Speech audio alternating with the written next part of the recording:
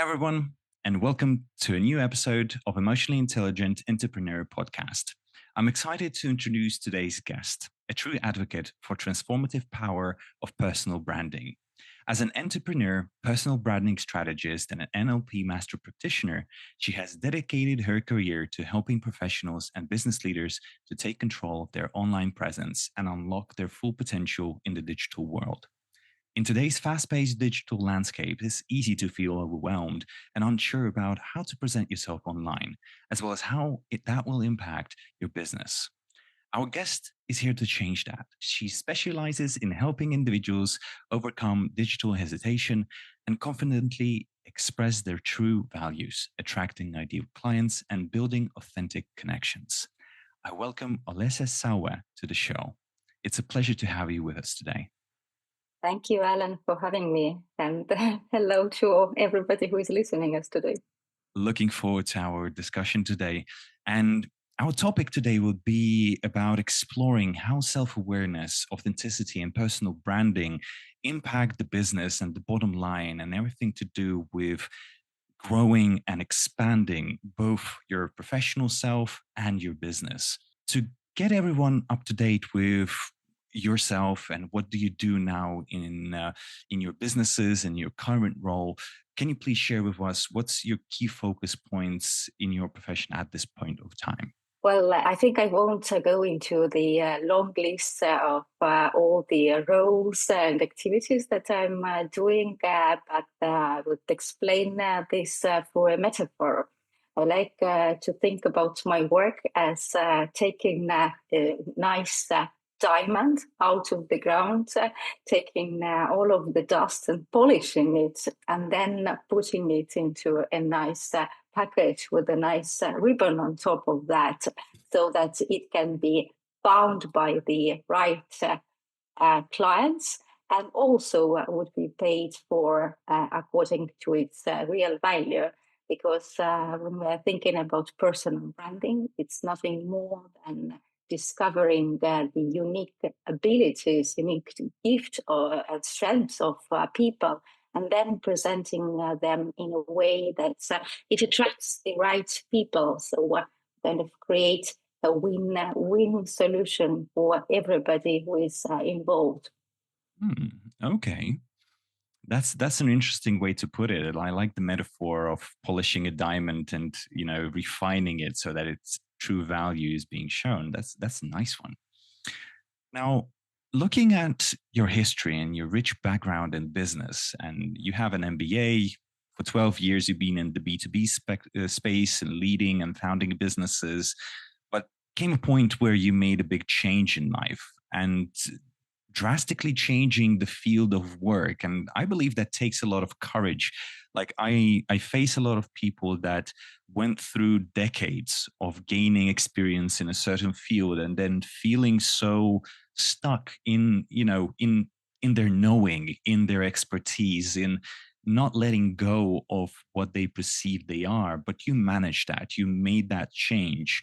Now, can you share with us your professional journey and at what point of your career did you come to the realization that personal branding is the topic of passion and that you want to dedicate yourself and to the domain of personal branding?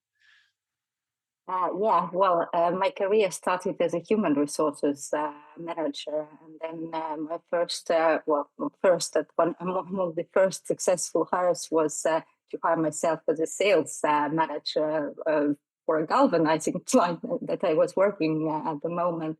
And the beginning of my career was pretty much like a rocket launch. So in just a couple of years, I went to the position of the general manager at a steel plant and founded my own steel trading company.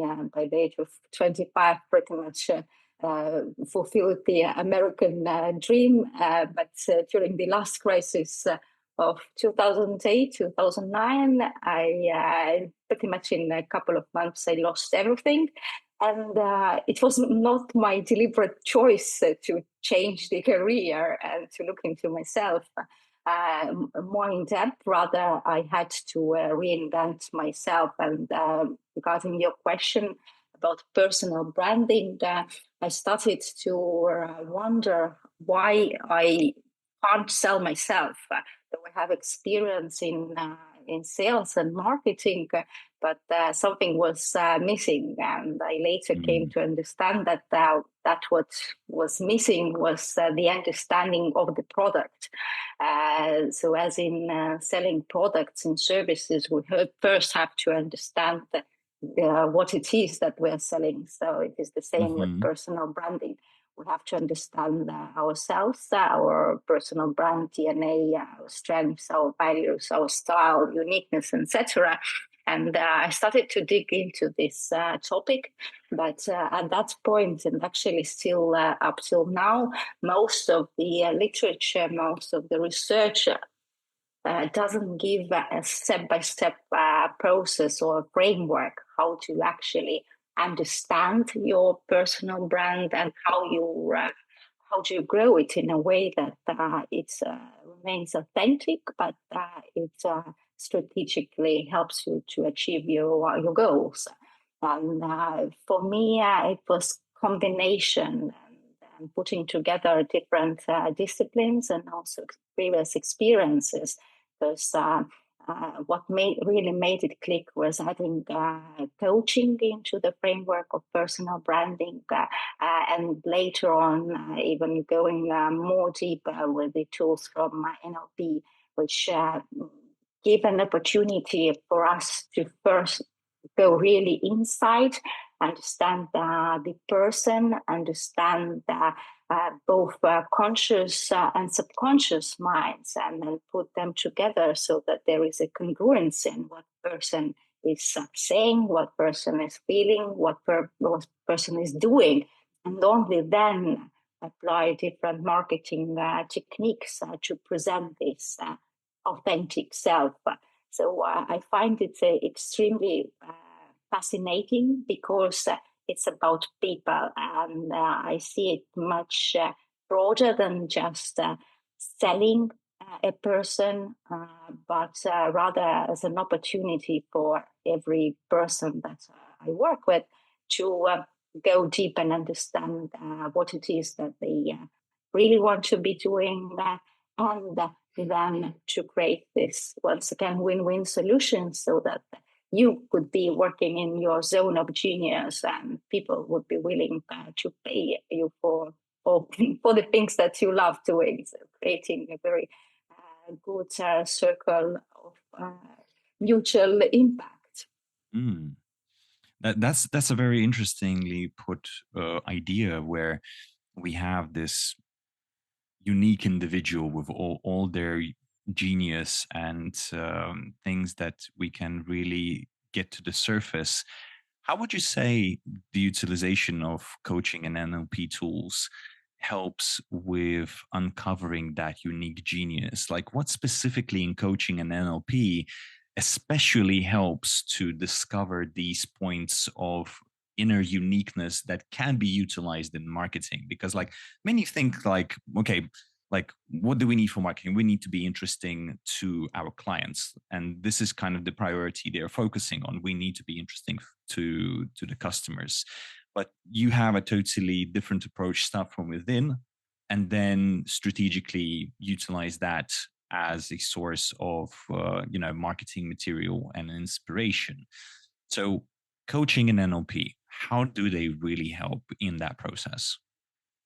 Well, what coaching and NLP have in common is that they present the right questions and the set of very deep questions so that we can start to think about things that we haven't actually thought about.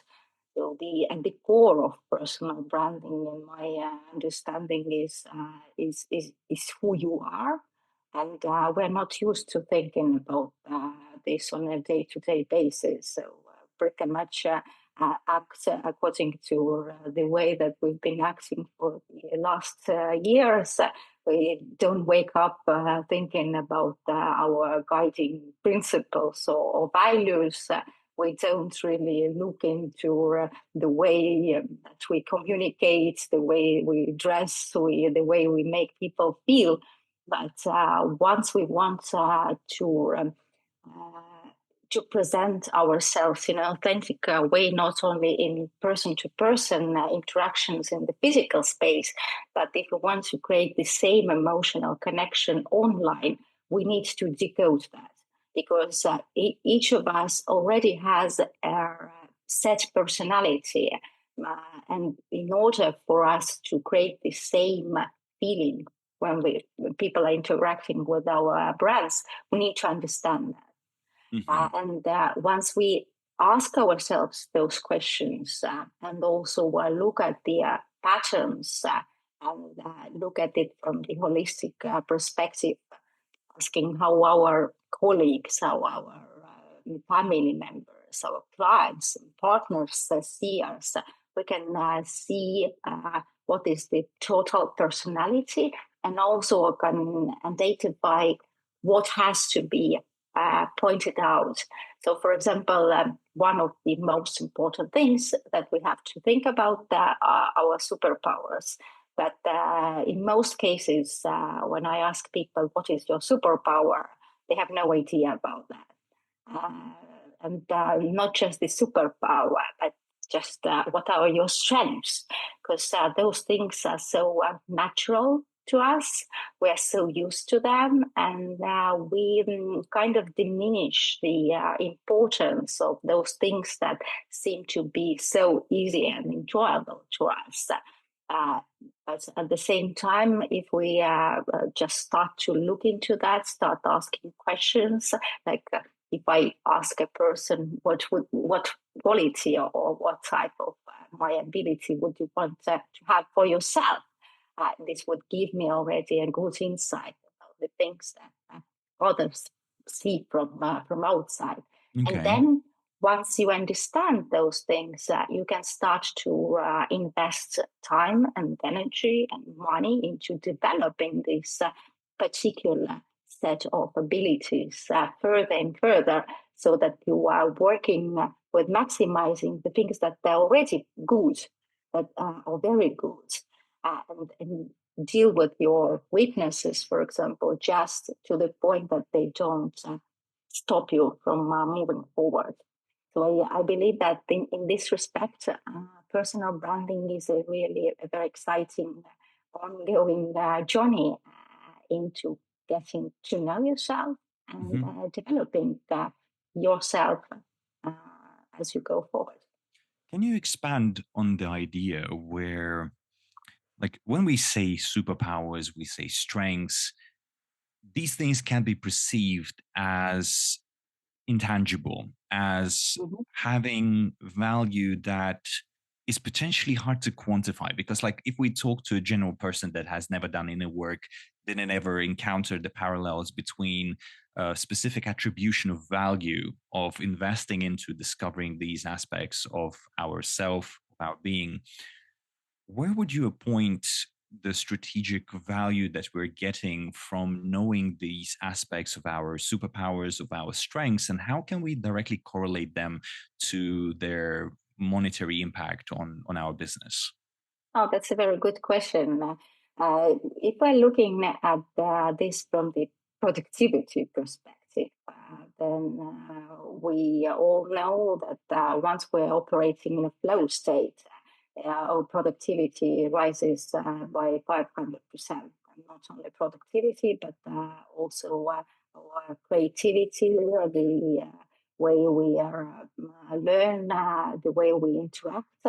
And the couple important parts of getting into the flow, actually working in your zone of strengths. So doing things that are naturally easy to you, and just a little bit at a time. I believe it was 4 or 7% at a time, increasing the difficulty of the task.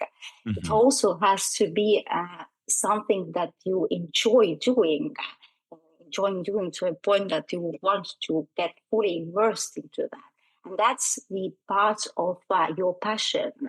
the part of your interest, and also the why you are doing that. So all of those three elements, your strengths, your passion, and your why, or your mission, or your purpose, contribute to us getting into the flow and getting into the flow state on a constant basis. So it pretty much, but also what is important is that you're operating in the flow state.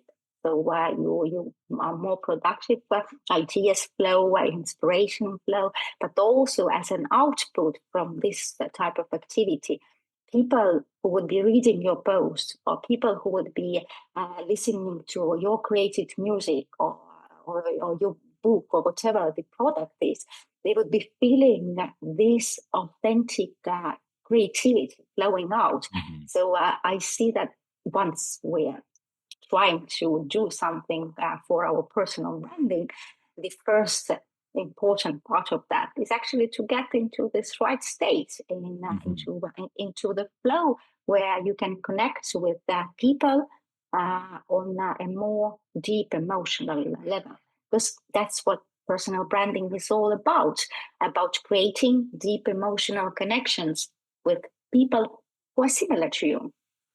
Mm-hmm. How would you then draw the parallels? Like, I'm imagining a very creative person that already has something that he lives through in life in the domain of, creating something, right? As you say, playing music Mm-hmm. or singing or what that might be. But if we imagine a business owner whose life is about, okay, I have a business, I'm really good at what I'm doing. I've been in the field for a long time. I'm not online. And then there's a saying that we need to be online to grow our business. And then I need to be the image of my company, but I'm not there. I never done social. I never been there. And then the things that you're sharing now about this flow state, about the zone of strengths, passion, and enjoying what you're doing, these things can be really not so much strange, but really foreign to a person Mm-hmm. that never done it. How would you approach explaining to such kind of person what does that actually mean for them? Do they have to be like doing TikToks and dancing and singing? Or what does it mean to be in this productive flowing zone of genius for a person that only knows, okay, I'm a hard worker, I have a business, and I just go to work in the morning, go home in the evening, and life isn't, I would say, they wouldn't classify their life as exciting. They wouldn't Mm-hmm. classify their life as having some extraordinary thing to show. I would even say most of them can, picture what you're sharing as something as being extraordinary, quote unquote. How Mm-hmm. would you approach explaining to that kind of person these same concepts that you're saying about superpowers and strengths and, being in flow state? What can that look like for them? Well, every one of us has something interesting going on in our life, and it is a art and science on its own to find stories worth telling to other people from the day-to-day activities. We are used to the ideal pictures on the internet, on Instagram and TikTok, and we are trying to present ourselves in the same way. And from that comes this stereotype that if I don't have, so to say, an interesting life, I have nothing to share. But the story, living or sharing your experience, especially in the professional setting, really comes down to where you are or where you were, what was the problem, where did you get or where you're going, so the outcome, and what did you do and what did you learn. And so this, if you're telling me about whatever experience, be it an experience in your morning, or experience last week, or experience during the last month, or the whole life, if you manage to follow this structure, that not only you're telling me facts, but you're giving me a very clear roadmap of where you've been, where you're going, and what can I learn from that. So this has a value of itself, because you are sharing your experience, you are sharing your unique view of the world, and that this unique view of the world so gives opportunity for other people to see the world, to see the problem, see the industry from a totally different perspective. So we don't need to have all the fireworks, or we don't need to have extraordinary events to be interesting to other people. Rather, we have to be interested in what we're doing.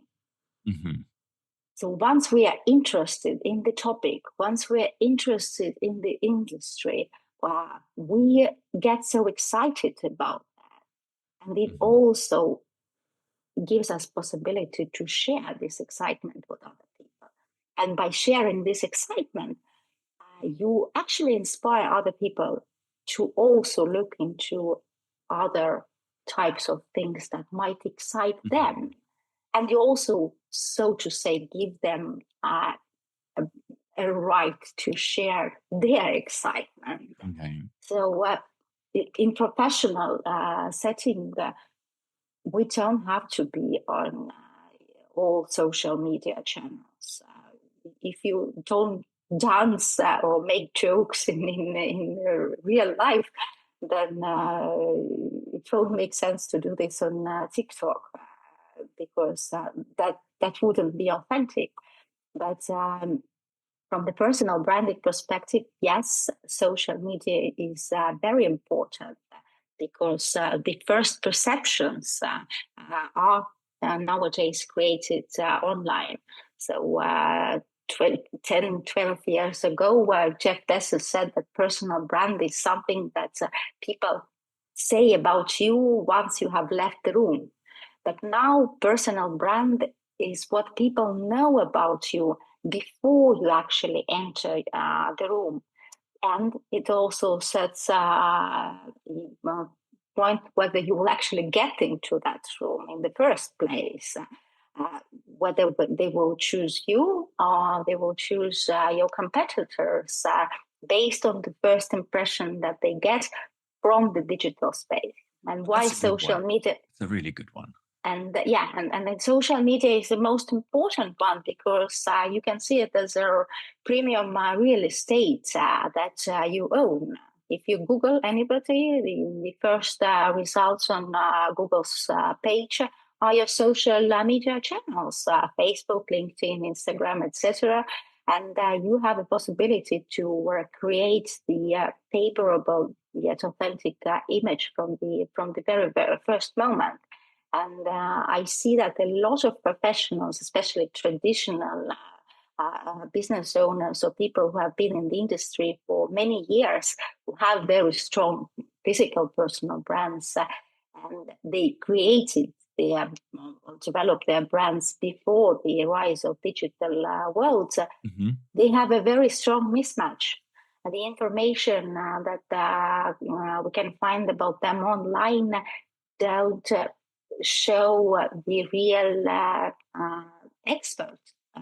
Doesn't represent them. It doesn't represent what they're about, and it creates a certain gap where we have young professionals, or just you can take coaches.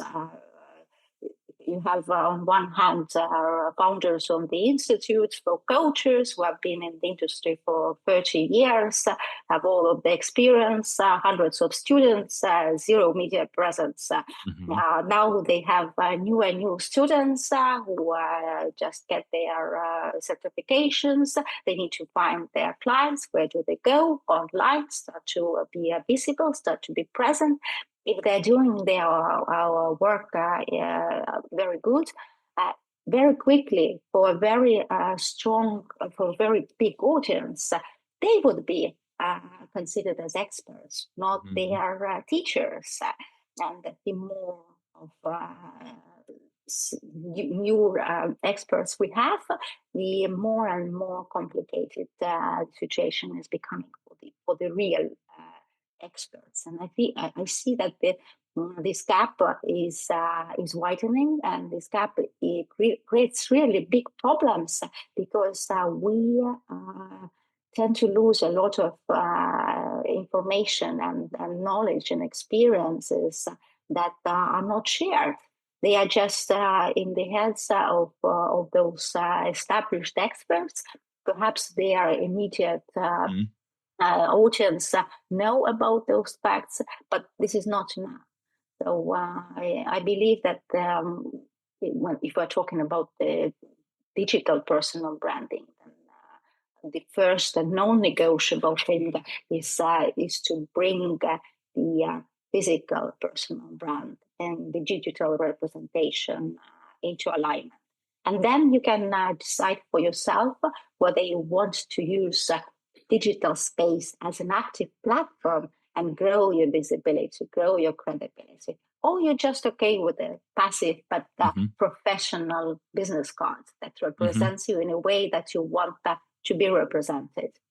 Now, when we look at the stage where the market was in terms of personal branding when you just started and now, how would you compare the difference? Do you see any change in the problems and dynamics throughout the years? Or are the things kind of as they were then, they're still the same now in terms of challenges and problems that people face in personal branding? Well, this industry is actually growing pretty quickly. And the rise of interest in personal branding is directly related to the rise of digital space and social media platforms, because before that, personal branding was more for famous actors, politicians, perhaps top level business executives from top 500 companies. But social media gave access to platforms to everybody, and this created a bigger interest, which also, as a result, created the rise of consultants and specialists who help people navigate this field. At the same time, in personal branding, from the academic perspective, personal branding in practice, there are a lot of gaps. This industry and this subject is actually still very researched, and I think that the thing that is changing now is that personal brand was considered as a static entity. So you kind of have it or you create it, and you're stuck with that for the rest of your life.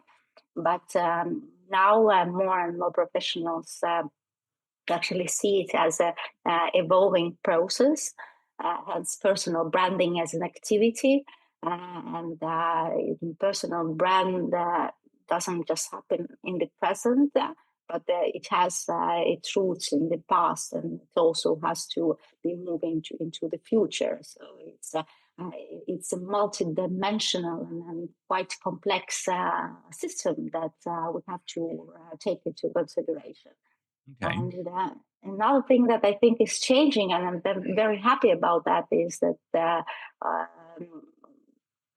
professionals start to look also under the surface, not just on the ways to market, to promote, because I believe that this is a crucial part.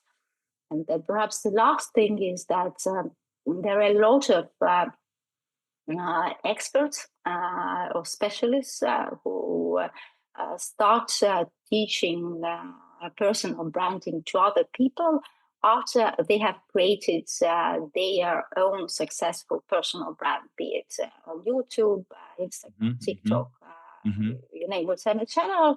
And so they start to share their experiences with other people. And I see a real danger in this because you can share with me all of your best tactics and strategies that worked for you, and I can apply them. But if I don't put my personality into your strategy or your tactic, it won't work for me. So I don't believe that you can teach personal branding from your perspective, but you can share the tactics. But rather, there has to be an instrument that in every framework that helps people to apply different bits of the strategies into their own context through their own personality. And then it can work. I really like the saying, like what you're sharing. There is like this concept that the system should be for the people, not the people for the system. And basically, when we go out and listen to people sharing their journey and their expertise and how they did it, that isn't just a blueprint to go out and copy, because we have a totally different personality, and the likelihood of success would be the highest for people that have the same personality and worldview as the author of the course. And I really kind of like this perspective, and I talk about it a lot with clients, that it's not enough to listen to success and the traces of success. You need to apply yourself to the whole process and understand where you are similar and where you're different. And as you've mentioned today, use your strengths and then cover the weaknesses through additional support. I really like that. Yeah, and you can get inspired and try all of those different strategies that you hear, which speak to you for yourself, and see how does it work. Because, well, in NLP, we put a very big focus on your state as one of the most important factors for peak performance. There are hundreds of different studies which confirm how important our energetic state is for peak performance. So, the way that we actually approach one strategy or another, how are you feeling about it, whether you're excited about that and believe in the positive outcomes versus you don't feel like doing it, you actually don't believe that it will work, but you force yourself into applying that, will determine the outcome of this activity. So it's not just about choosing the activity, but rather than aligning your emotional state before you start to apply that.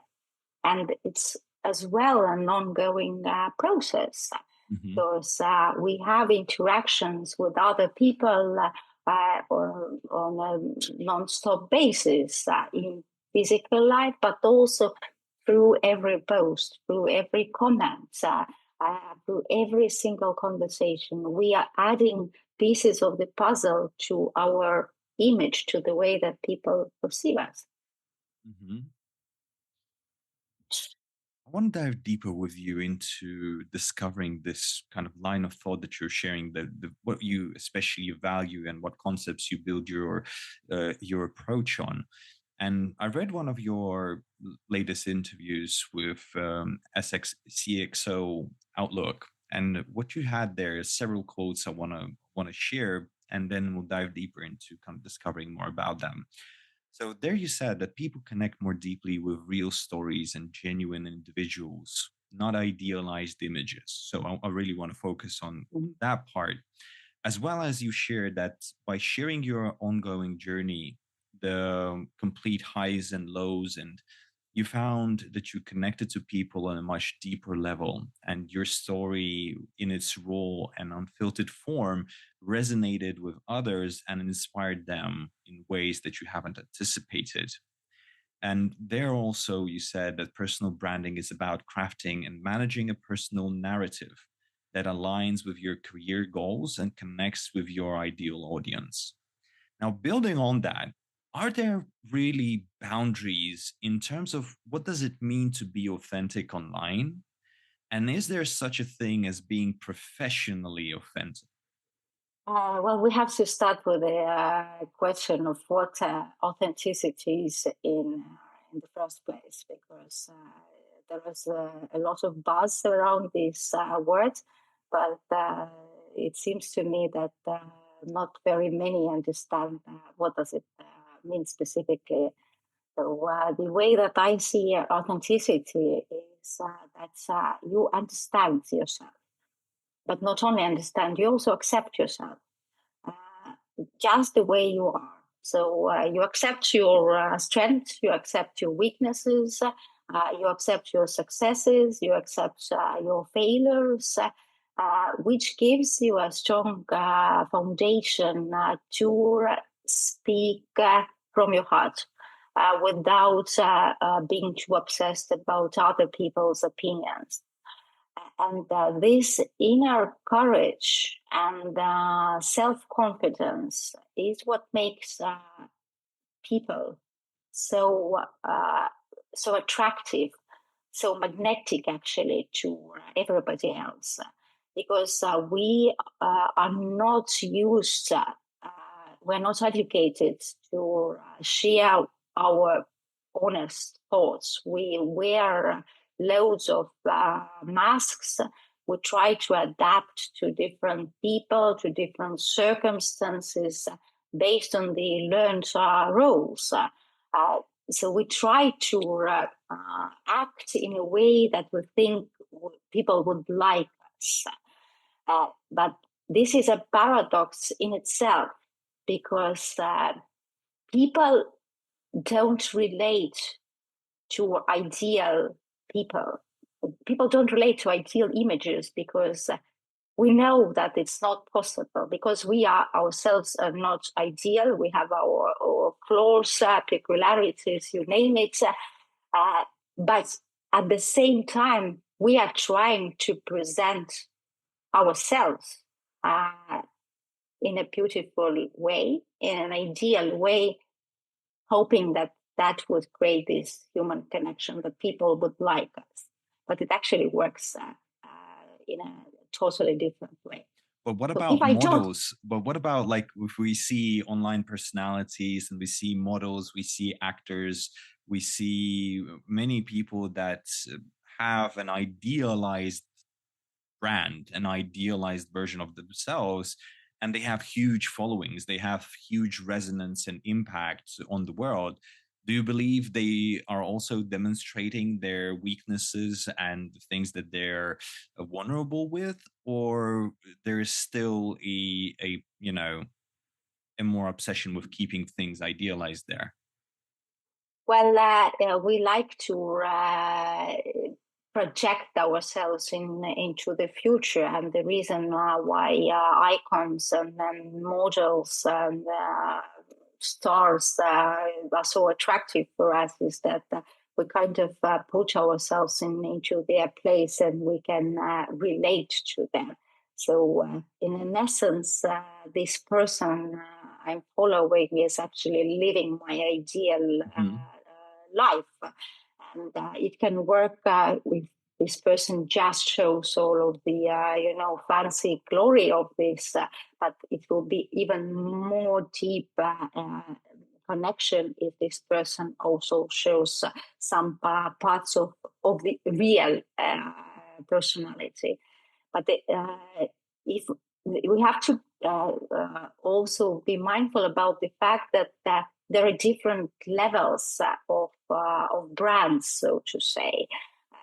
We the example that just we're talking about is an icon brand, so celebrity brand, and it is quite often created and manufactured by many stakeholders, not just this person. So there could be a very, very small part of the authenticity there, but it's very crucial component. But you would have bits coming from traditional media, bits coming from the partners, from the colleagues. So there are a lot of different things that are happening, and there is also a perspective of this iconic brand nowadays on social media. So it kind of helps people to relate to the voice of this person. So social media creates this illusion that we are connected. And if I'm following this person, if I see the behind the scenes, which is not normally not shown in the traditional media, if this person is sharing pretty much what she or he is eating for breakfast, or jogging, playing with a dog, this gives small details about this person. And if I like eggs for breakfast, if I like jogging, if I like dogs, this kind of all the time adds to me starting to understand, okay, we have so many similar things in common. And once we have similar things in common, we start to like each other. And it happens subconsciously. And once we like each other, we also start to trust each other. So this is a process that happens without us realizing that. But this is the core of how branding is working. So people like people who are similar to them, and they also trust people whom they like. So in an essence, we can see personal branding also as a very subtle dance between being authentic and being different from everybody else, but also about fitting in. Because if you would be just, 100% authentic, 100% raw, and totally different from other people, so like you would be total opposite, this also wouldn't work. Yes, you could attract attention, but people would not be able to relate to you. So we need to constantly balance all of those things. And if we are talking about the perception that other people have about our personal brand, or the way that we are presenting ourselves online, we would never be able to put 100% of our personality out there. So yes, there is I would say it's strategic authenticity part to that, is that you understand what makes you, you. So you identify all of your strengths, you understand, identify your passions, abilities, experiences, and then you also look at your customer or your ideal customer. With whom do you want to work? Whom you can serve best? Who could benefit from what you have to offer? And then you pick the most important parts and you match them. So it's not only about yourself, it's also about other people. And then you can see for yourself, for example, in the political setting, your strong political views are essential. So you have to be either for or against something. But in business setting, is your political view so important? So that you have to talk about this all the time, for example, on social media, or get into all of different discussions happening? If it is, if you consider the core of your personality, then yes. But you also have to be mindful that there are different consequences, angles. With potential consequences that can be leading into hurting or promoting your business and your place in the industry? Yeah. Like, for example, if we take the current elections in America, the fact that you associate your personal brand with either one side or another, so you either say that you are Democrat or Republican, it will immediately filter your audience and your plans. And you might think that, well, it's not important, my free time. So you might think that it's not important. It's my own personal view. But in social media, there is no private or business. Mm-hmm. It is 24/7 interaction. So that's why we have to be mindful about the things that we share, the conversations we engage in. And I actually see this quite often after public workshops when I ask people, so what is the first thing that you would do after this workshop? That they say I would go and look at my social media with a different perspective and perhaps delete posts and comments that I didn't think were important, but now I see that they actually hurting me without even realizing that. Mm-hmm, mm-hmm. How to find this golden middle where what's the baseline to judge? Is it important or not? Like, how would you define if a person is thinking, okay, I have potential things I'm thinking about posting, but then I'm not posting at the same time and not creating any content? Now, how would you say, is there any formula to define, is it worthy in terms of, demonstrating or sharing as an opinion or, or something online, or it's not and it can potentially hurt you? Is there a formula?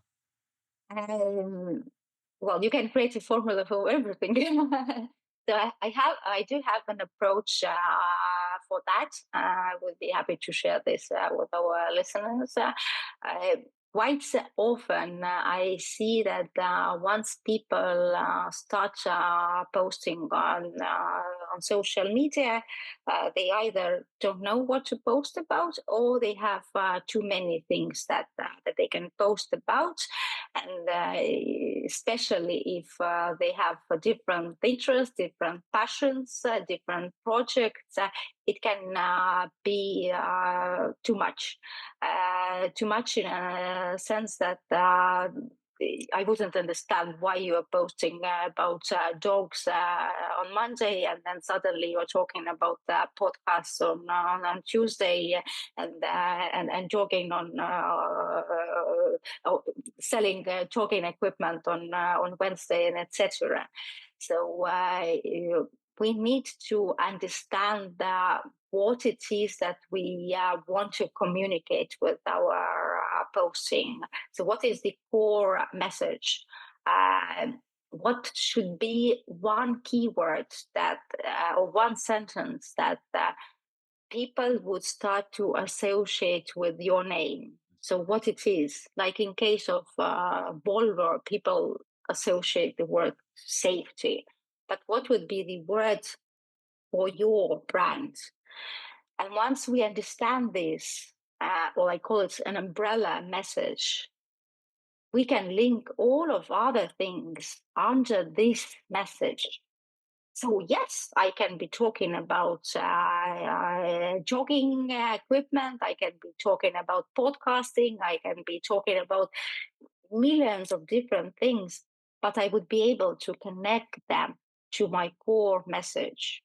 And then all of this would be creating a holistic and complete image of your personality. And this is one of the most important, and well, it's also one of the most difficult things to work out in your personal brand. So, what is the message at a higher level? What does it represent? Why it is important for me? But after you have it, everything else kind of falls into place.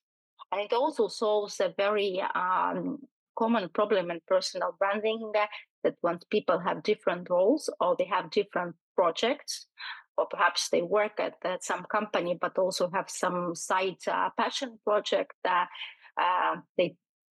it's quite complicated to create a brand that puts all of those different things together.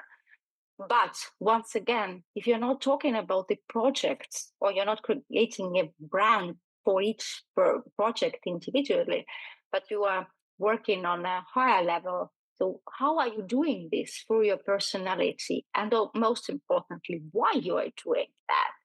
Then I'm working with, in essence, working to help people realize their full potential. And I can be doing this through different means.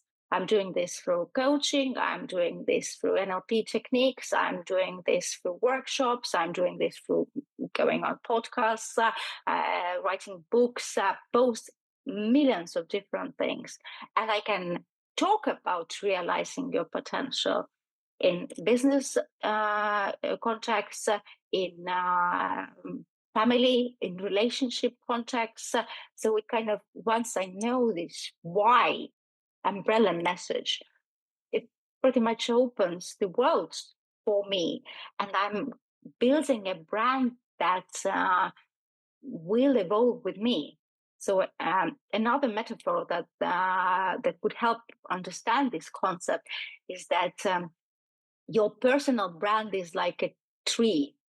So your personal brand DNA, so the core, all of your skills and strengths and passions and experience and your stories are like very strong roots. And then you have a trunk of this tree, which is your why, which connects everything together. And then you have branches. And those branches are like different projects you get involved with. So if you focus on building your branch, you won't see the whole picture, you won't see the whole tree, and you would have to start growing branch by branch. But if you focus from the very beginning on a strong foundation, then you can just switch your attention from one branch to another. One of them would grow bigger, another one would remain smaller, but it's all one. So you wouldn't have to reinvent your brand. You just need to refocus. That sounds a lot like thought leadership. That sounds a lot like having a specific topic that where other people have an association between this is the topic and this is the person. Would it be fair to say that for us today to succeed as a personal brand on social and online, it is to have a specific topic where we are considered the top of the mind thought leader? Would that be fair to say or not? Yes, and this topic should come from your interests. So you should be interested in this at least to an extent that you want to learn about it, you want to talk about it, you want to share your learnings, and this is one of the ways that personal brand can be created. But it's also quite important that you understand your niche, not only in terms of topic, but also in terms of your audience. Because quite often we think that, in order to have a strong personal brand, everybody should know about us. We have to have a household name. But it's not necessary. In business contexts, especially, perhaps there is just a small group of people who should know about you. Perhaps it's just thousands of people in the whole world that need to create this association. And nowadays, it's very easy to reach to people on another side of the world and connect with them if you know why you're making this connection. So yes, in an essence, we can say that it's about understanding what you want to talk about and whom are you talking to. When we look at these two things, and we can dive into kind of drawing the parallels between that there is a business brand, and if we look at business at the core, we say, okay, a business has maybe one or several products, services that they are providing to the market. Usually they are in one domain, like they have one characteristic or one problem that they're solving, or one domain of functionality that is provided for the product or service as value to the clients. Then branding of the company would be around what do you want others to associate your products or services with, and there is a specific line of the agenda. Okay, this is us, this is what we do for the people, and this is how we want others to remember us in terms of when to reach out to us, talk to us, communicate to us, and so on. What would you say is drastically different between this branding perspective of a company, of a product or a service, versus creating a personal brand for a business owner, for a founder at its core? What's different about them?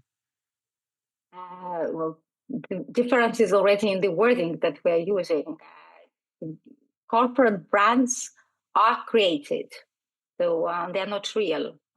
They are created based on the Carl Jung's brand archetypes. There are 12 of them, and the main purpose of that is for people to feel emotional connection to a mutual unity. Mhm. So in case of people, we don't need to create anything because we already have those brand attributes inside of us.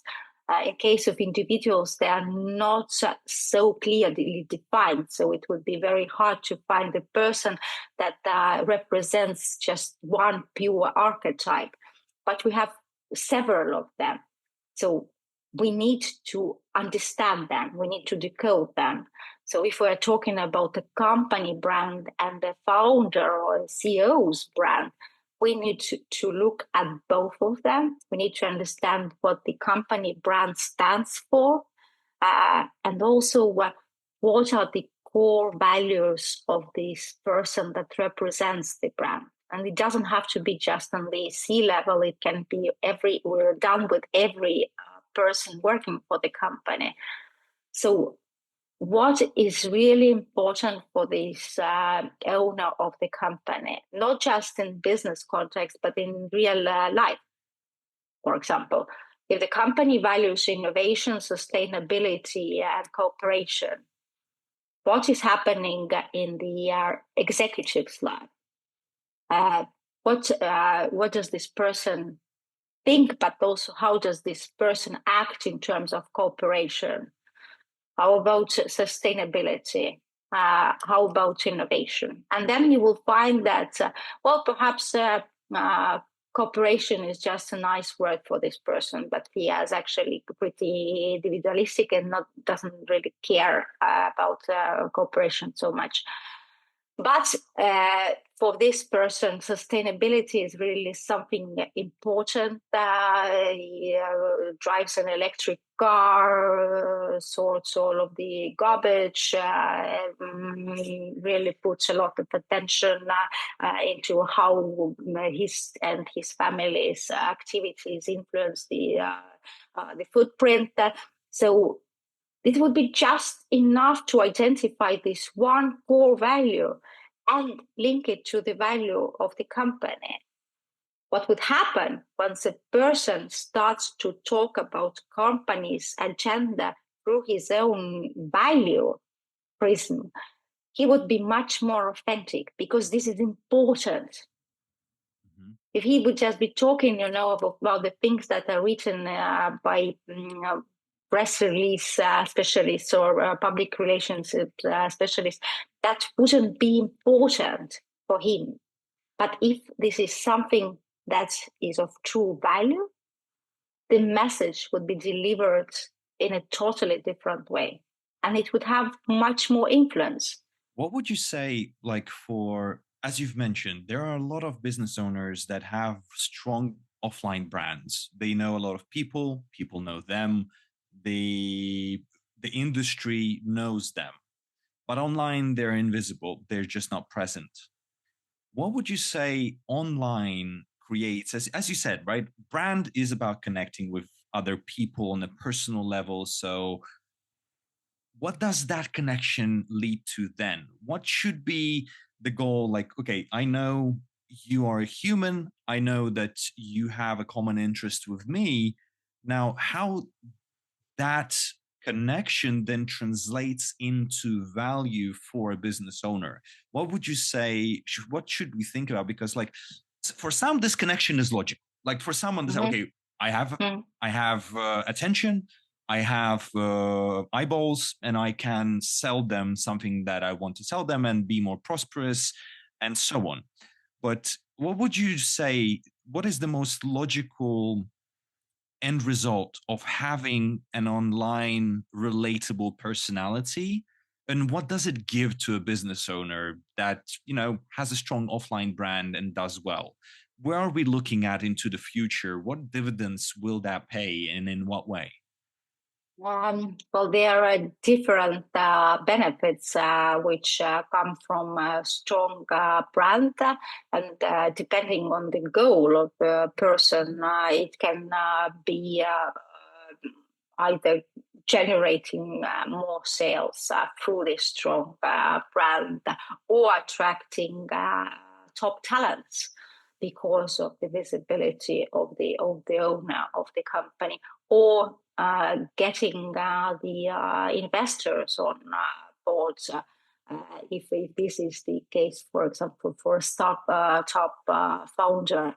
Uh, so and it can be also a way to solidify your position if you are a corporate executive, and at some point you wouldn't be a representative of this company. So strong personal brand can also be considered as a golden parachute, which will help you to get new positions, new roles in the future. Perhaps start your own business. One very successful bank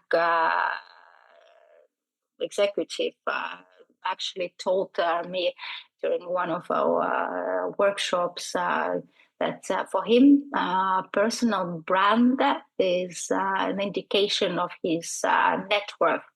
And the way that he measures that is through the number of job offers that he receives on a certain basis. So the more high-level positions are offered to him, the stronger he considers his personal brand to be.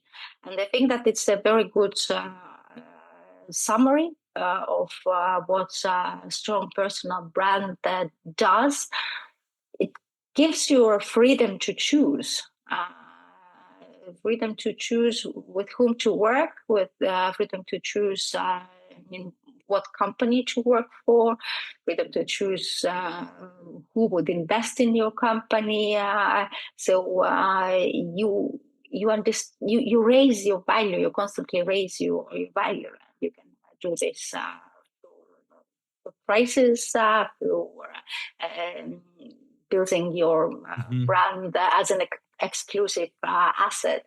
So there are very different ways to do that, but in an essence, it is about growing the value Mhm. of what you're receiving from all of your activities. It sounds also like we said a lot the keyword authenticity today through kind of this idea of personal branding, but what you're sharing still feels like it's a public image. It's something that is crafted, even though it's crafted on the basis of your own self-expression, on your own talents, on the things that are relevant to you, but still it's a crafted public image. Well, of course, it's a public image because what personal brand is rooted in authenticity, in your personal brand DNA.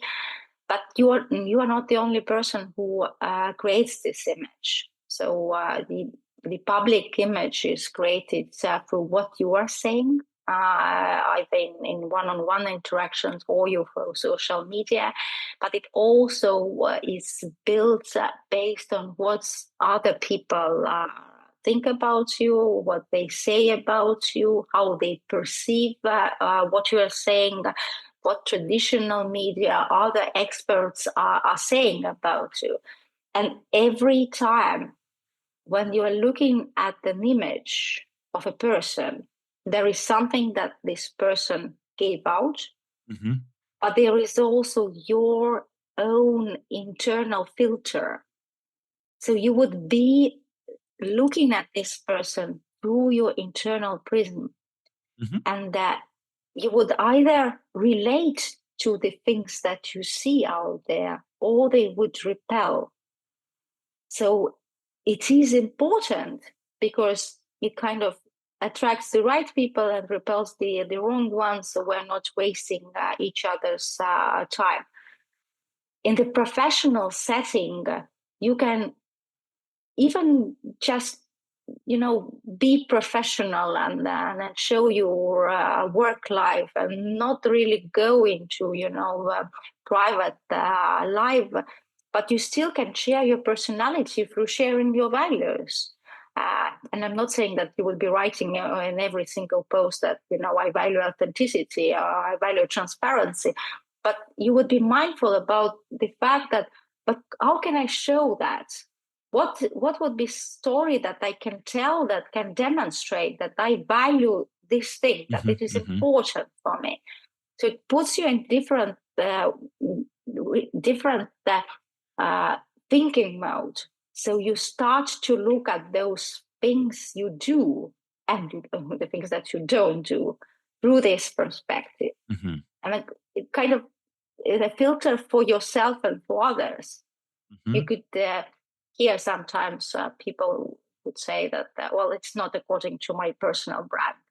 And so in essence, yes, it puts a certain standards that you are living up to. And personal branding as a process actually gets you from this starting position of your authentic self or your true self, and moves you closer into the direction of ideal self. So you're constantly growing, you're constantly developing yourself, and your brand evolves with you. So and all of those personal branding activities, visibility, posting about it, building your network, connecting with the right people, kind of speeds the process up and creates a snowball effect where every single thing, every single interaction adds on top and then makes this process much quicker. Okay. I'll try to summarize what we shared today. So basically, it's like to create a public image that serves you well. First, you need to start with discovering your authentic self-expression, which at the essence means what makes you you, what drives you in life, what you're really good at, and what you value. And why you are engaged in these activities that you're engaged into. And then when you find out, okay, this is what makes me me, you selectively pick the things that you believe will serve your public interest, like your image interest, to attract people who would share your interest, would share your authentic self, meaning that a part of you, a selected part of you that you crafted to demonstrate to other people for the purpose of relation, so that it opens doors, it gives an opportunity to connect with people that were potentially hesitant to get into contact, but through discovering this personal aspect of you, your ideas, your visions, your values, your direction in life, they feel compelled to share space with you because they feel that both of you align on that topic, and that topic opens doors. So that would be in an essence where we look at this crafted public image based on authenticity is where the difference between a synthesized image where there's an ideal self versus an authentic personal branding image is the difference where we're still presenting an image that is crafted, meaning that it's selected from all of what is possible, but we're building it upon what makes you you at the core and trying to utilize that in a way that will have the most impact on relationship building, on contact building, and opportunity creation. Mm-hmm. You can say that you put it this way, and we can also say that it's creating the same feeling that your inner circle, so your friends or your colleagues, feel when they interact with you. When we're creating the same feeling with people who don't know us. So they get this sensation that I haven't met you, but I kind of know I feel you. you. Mm-hmm, mm-hmm, I feel mm-hmm. you. And the way to understand that your personal brand is working, especially the digital part is working, is that once you come into the physical contact with this person, and when those personalities match, and this person says that, oh, you're just like I thought you would be, then that means that this image actually was working. Good. And I like to say to my clients that it's nowadays you can create whatever image online, but you have to create an authentic image, because if you don't, and I have an idealized image of you, and I consider you to be the top professional in your area of expertise, and then you come and then we meet in person, and you don't live up to those built expectations, that would backfire in a massive way. That this part, I think, is the most important part in online personality building, where it has to directly correlate with how you are as a person in real life. Because if you try to build an image that is something that is out of the scope of what you can deliver face to face, then that is the biggest disappointment that a person can get when they start communicating with you. And I see actually, I want to drive from this point into one of the most recent and relevant topics in all spheres in life is AI. And a lot of people starting to use AI to generate content, to creating their online persona image. And, they try to replace their hardworking brain from and taking it away from content creation and saying, okay, AI, create everything for me. But then at the same time, AI can do a lot of harm if it's not managed properly, meaning that it can start presenting ideas, representing you in ways that is not you in real life. Now, how do you see the AI impacting personal branding space altogether? Oh, that's a very interesting topic.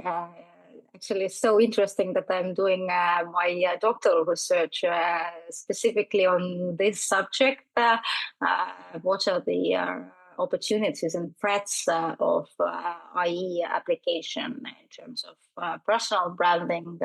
I'm focusing on the executives and managers, but it actually applies to all of other people. So in 4 years, when I finish this studies, I would be much more qualified to answer your question. But general things you see from when you started and now. Yes, but what I see at the moment is AI can be of great help to get more people online. It can help build the visibility for busy business owners and executives who would never have enough time for content creation. It can multiply the ideas, put them into different formats, spread the message. So there are many opportunities, and I'm actually testing quite many of them with my existing clients, and it works pretty well.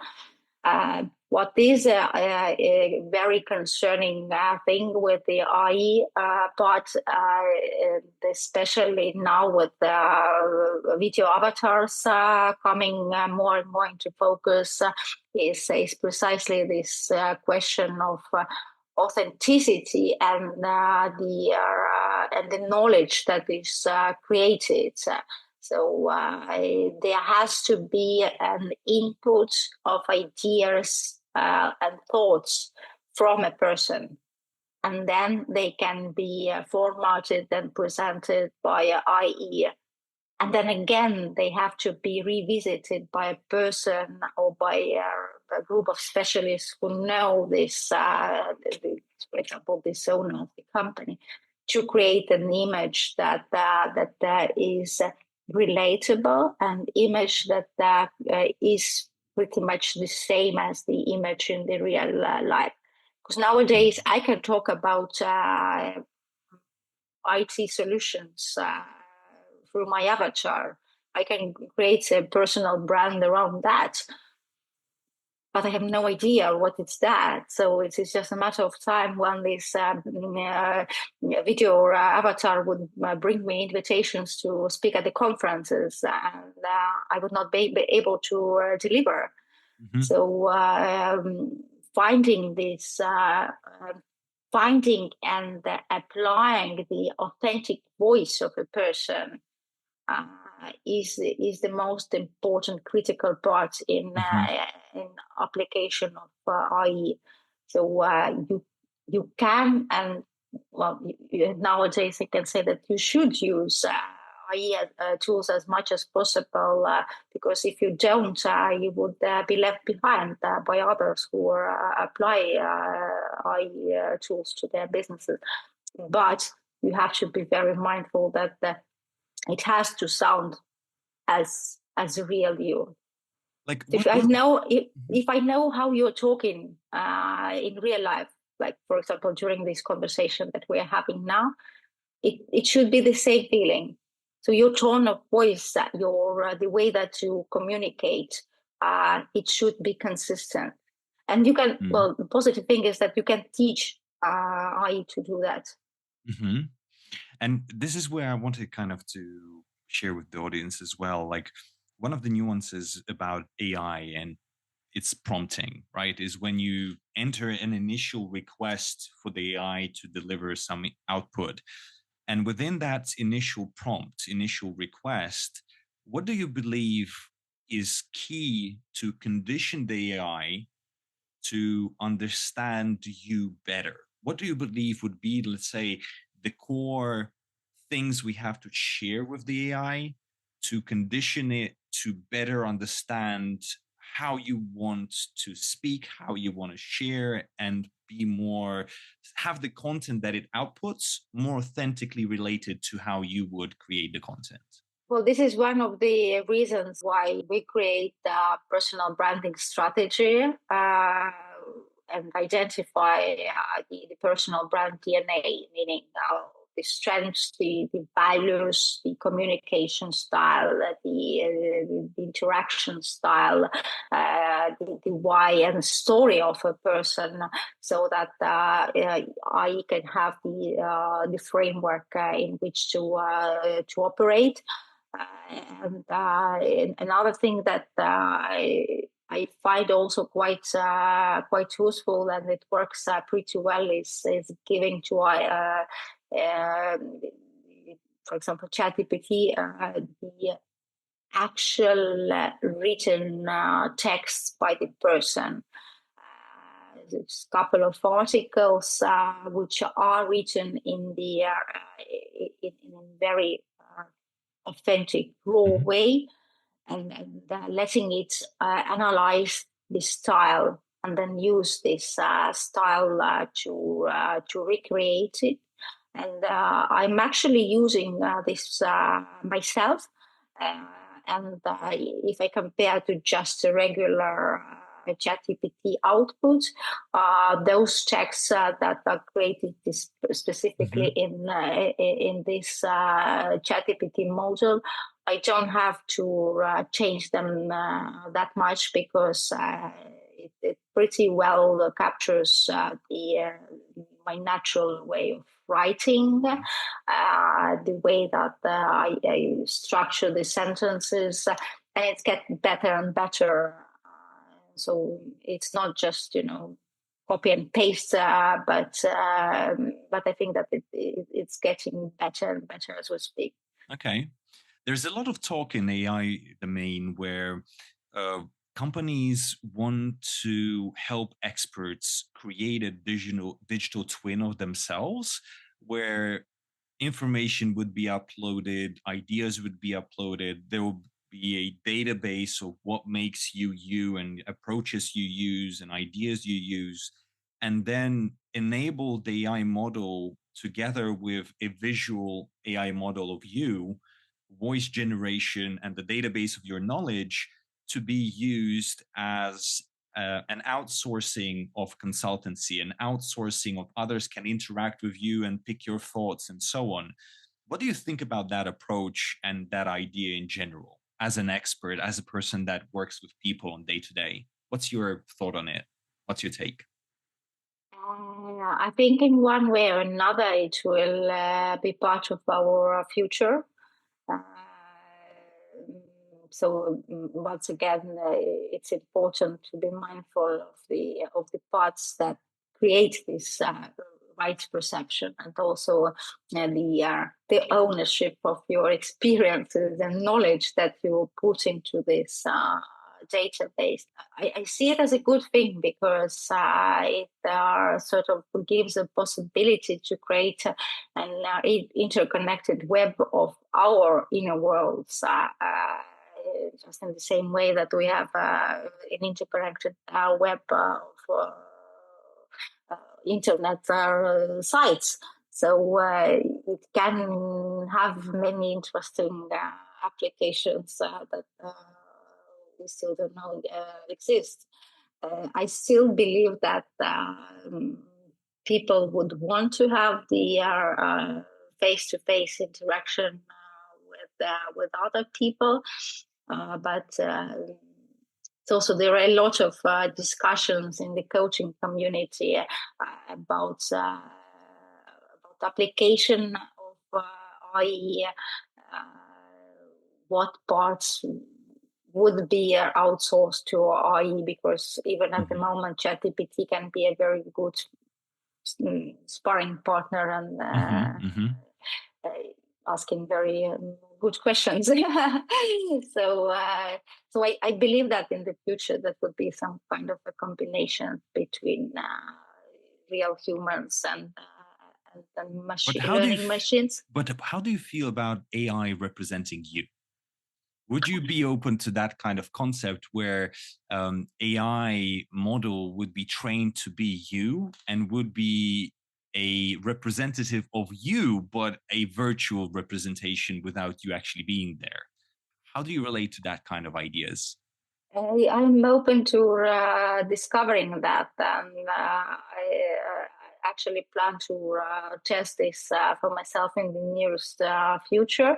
We are also starting one project in the next couple of months to look into the framework that we use for understanding and then managing the personal brand of the individual online, and finding everything that we can outsource to AI and identifying the critical components that cannot be outsourced. So this is very interesting thing to discover what are the most critical components, but I don't believe that there are many of them. So it will actually drastically reduce the amount of time that both the person and also the supporting group would need to actually create this image and also increase the visibility. Yeah, time to result. Because like one of the things why I'm asking, because like for forever, there was a business owner and there is a need to have sales teams for big businesses. And sales teams are a representation of the company, right? They are there to be the image, be the face, front-facing, aspect of the business to drive sales, to drive interaction, to build connection and understanding. Do you feel that psychologically having an AI avatar represent you online, would that be a confusion that people will get in terms of interacting with the real you and the virtual you? Or like, would you prefer to have an AI representation of you online, or would you rather have an AI assistant that is an avatar that is separate to you? What would you prefer more if we had to choose between the two? Well, we already have our digital twins Of course, yeah. on social media. They just don't.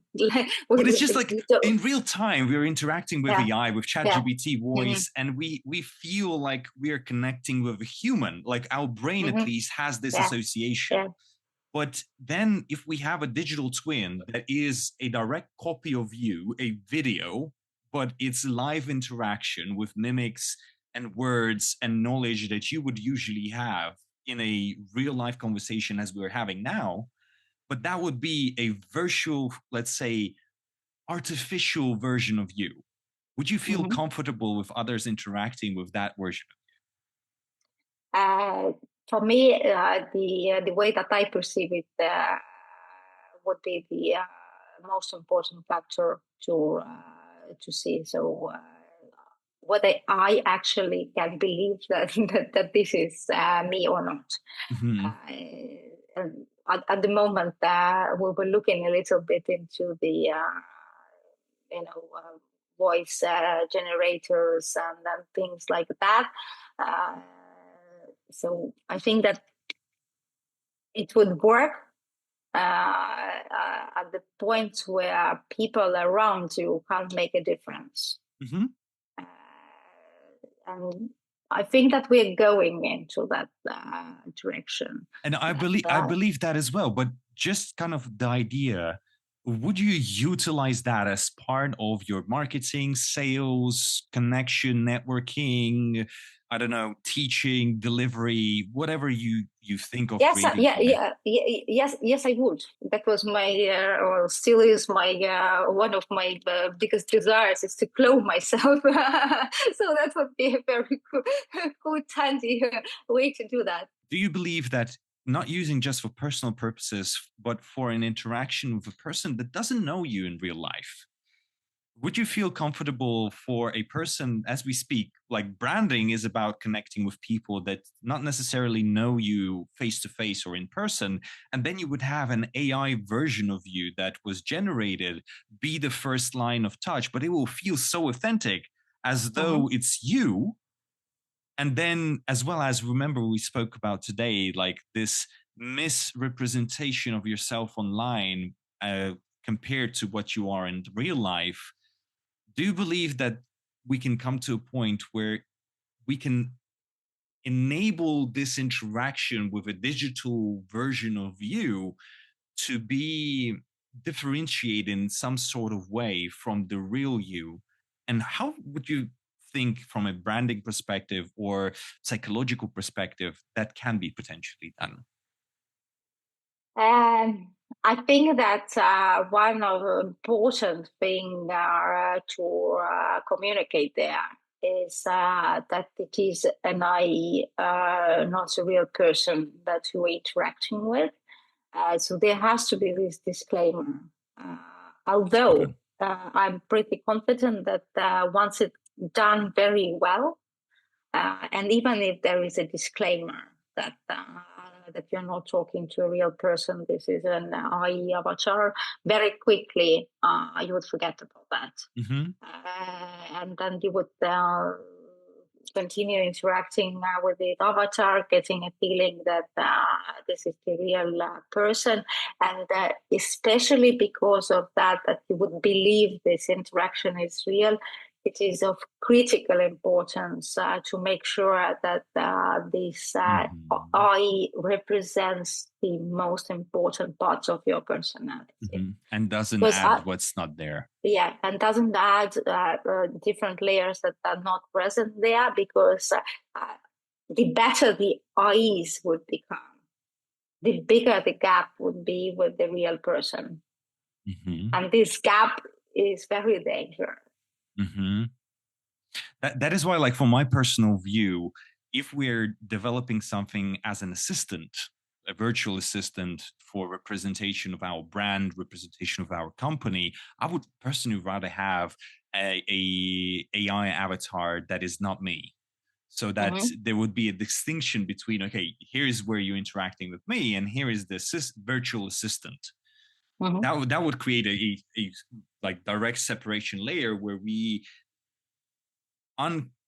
unintentionally don't create a mismatch of, okay, this is, you had a deep understanding conversation with a virtual assistant, and then you can't come and speak with the real person, and it's like a mismatch in terms of the words we use, the style, the feeling that we get, and then we're like, okay, I was expecting a different thing, right? So, but I believe that we can get really close with like replicating the style, the speech, the patterns, the words, as well as, like, as long as we train it, as long as we develop it through our authentic expression and examples. As you said, the core thing about writing is providing sources of your own personal thinking, of your own personal articles that you've already written, so that that can be used as an example what to build on the end result.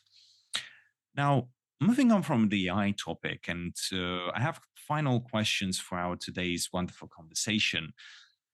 There is a big economic crisis ahead. Like, there are all signs about it. We don't know when, but surely there's something will happen. And what I really want to hear from you, especially for people that are building their own brands, building their own businesses, from your experience from 2008 and 9, what is the most impactful thing about personal branding a business owner and entrepreneur should think about to successfully challenge and ride through the crisis without falling apart? Based on my personal experience and working with different business owners, especially the ones who have been on both sides of success and failure, I would say that there are two most important investments that we can make. One is an investment in ourselves, in developing our skills and abilities, and another one is investment in connections and then building relationships with other people, because when things don't go the way that you expect them to go, and eventually they would, those are the things that would help you to get back on your feet and reimagine the business, reimagine yourself if you need to, and start moving. And perhaps as well the way that you perceive things. Our mind likes to look for trouble and negativity, and it's our job to change the status quo and notice possibilities, because they are everywhere, irrespective of the time. That's well said. Now, when we talk about these two things you mentioned, skills, abilities, what would you say for challenging crises and overcoming them? What skills and abilities are we talking about? What would you say is critical to develop and have really well trained? I think it's still very much related to the topic of our conversation. your strengths and interests. I believe that in the nearest future already, people would more and more work in their zone of genius, would be doing the things that they love to do, because not only we are more productive, we are more happy when we're doing things that lie in this zone of strength and our passions. So I would say identify those things and develop them. And on another side, I think one of the most critical parts is IE and everything related to that. Because nowadays you can combine your creativity with IE and put it all together. For example, just last week I was brainstorming with IE about one new product that create, and it was quite a fun interaction and quite many interesting angles that came out from this conversation. Mm-hmm. And then when we look at connections in people, what would you say, where is the real value and what kind of people should we target to know to overcome crises? Well, first of all, people who could help you and support you, who are working in your industry, people where there are possibilities for some win-win solutions. But how do you actually understand people who are similar to you, people with similar values, people with similar goals? How would you get to know those people? Just go out, go to the networking events, or go network on LinkedIn. You can do it both ways. I would say, don't choose one or another, because you can create a first connection on LinkedIn, then meet a person in real life, deepen this connection, and then go back to communicating online. I think that we're really living in an exceptional time when we have possibility to connect with people from all over the world, and we stay in other people's lives for many years. Like, for example, a couple of years ago, if you went to some university and finished this university, would never see those people again in your life. But nowadays, you stay connected on social media. Perhaps in a couple of years, you're doing something together just because you stayed in contact. Mm-hmm. Beautifully said. To wrap up today's all the topics, and I think we covered so much, and there were so many interesting things that we can draw from our today's discussion. How can people reach out to you?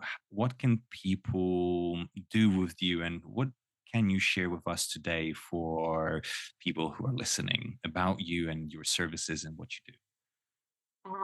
Well, the best way to connect with me is through LinkedIn. I'm super excited about meeting the new people, not about collecting numbers on social media, rather than having conversations with people. I also post regularly and talk about personal branding and all topics around personal branding. I would be doing even more of that in the coming months. I am launching a personal branding club in the next month or so, within this year. So this is also very good way to dive into the topic of personal what would be that branding. about? What does it mean, a personal branding club? What would be there? A personal branding club is my way of having fun while having a journey. As I've mentioned, I started my doctoral studies this autumn, and I don't want to keep all of those things that I learned to myself. And there are like a lot of different things that are coming up every single day through every single article. So I wanted to have some space where I can share this, where I can experiment with different ideas and frameworks, and also to connect and then put in contact cool people who are on the same journey. It kind of puts together theory and frameworks which can be accessed in a library just at the time when you need it. It also has real life interaction and communication. Okay.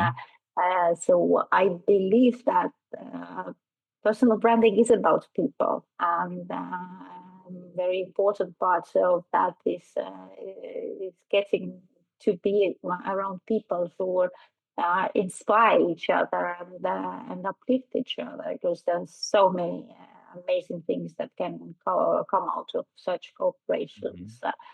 And perhaps if our listeners are interested in starting their journey of personal branding, then my book, The Brand Named You, is available on Amazon, both on Kindle and paper version. And this is a very good saying this without being shy about that, because I'm really confident that at this point, the best step-by-step framework for a person to go through understanding themselves to actually taking the first steps and the next steps as well to is it manage. the same step by step that you use in your agency, like with clients, or how did you develop this framework in the book that you have?